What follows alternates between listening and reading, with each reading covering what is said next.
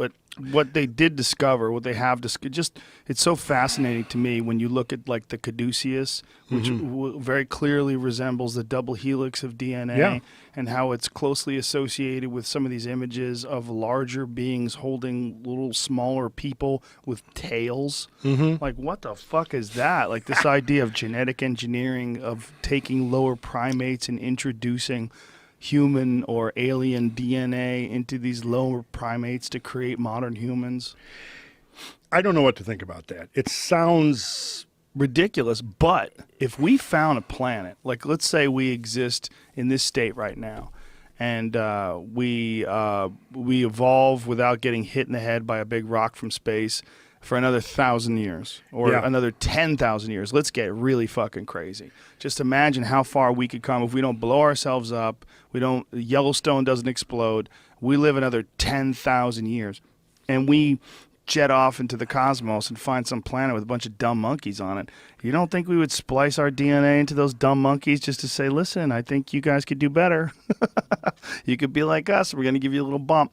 We know what's coming. If you guys keep going along this way, you could get to where we are in 1,000,000+ years. We can give you a little injection. Maybe how about a scenario like this? Okay, well, from our superior perspective, we know that you guys down there are living on a vulnerable planet that's going to have its ass kicked every so often. Right. So we're going to do something to accelerate your evolution a bit so that perhaps you can become a little bit more intelligent and figure this out. We're going to leave some clues behind for you. And, then we're going to leave it in your hands to basically redeem the planet.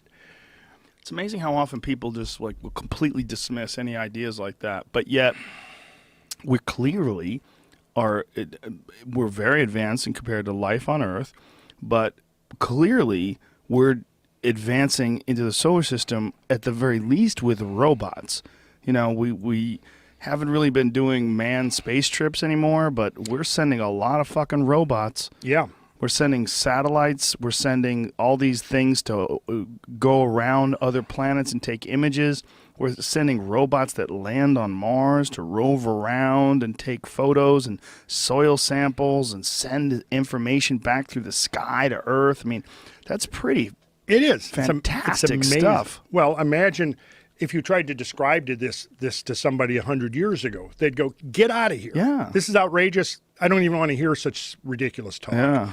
But like you just said, considering the pace of change over the last century, given that a century ago, there was no airline industry. You know? Of course, the thing was, if you had the, government bureaucracies like you have now, back then, Orville and Wilbur would have never been able to test their flights because some government bureaucrat would have been out there saying, you don't have the proper permits to do this. Right. And right now, that's, one of the big obstacles is that we've got these top-heavy political systems that are really, I think, really encumbering the creative process, the evolutionary process. That's why I'm such a big supporter of basically freedom.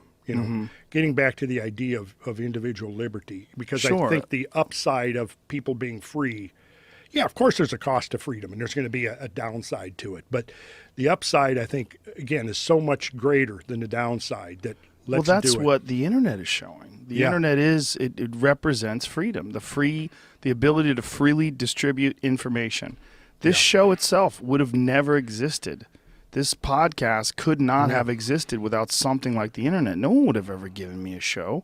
No one would ever said, go talk to this guy from Georgia for 3 hours about asteroid impacts. People will like it. Get out of here. Get the fuck out of here. Actually, I'm from Minnesota. Well, I mean, you live there. Yeah. You know what I'm saying. Right. But it's just, the whole idea is that freedom allows people to innovate at a much quicker pace. Yes. It allows negative things too, but so does life itself. There's more of a chance of negative things if things are controlled. Yeah. If things are locked down. And innovation goes it goes right out. I mean, in my own personal sphere, 20 years, I'm building a project right now in Atlanta. It took me 6 months and 9 trips down to City Hall to get permission from the bureaucrats to do a small project, which 20 years ago, I could have gotten that permission in an hour or two.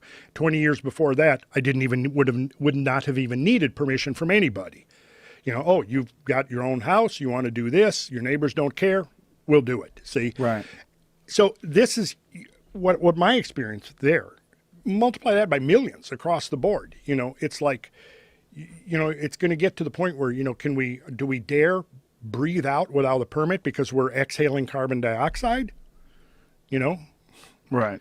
So, yeah, I think that a couple of things need to happen. One, we need to really get back to the idea. And America, that's the great dream and vision of America, was that this was supposed to be the home of freedom on planet Earth. Yeah, bureaucracy is pretty disgusting.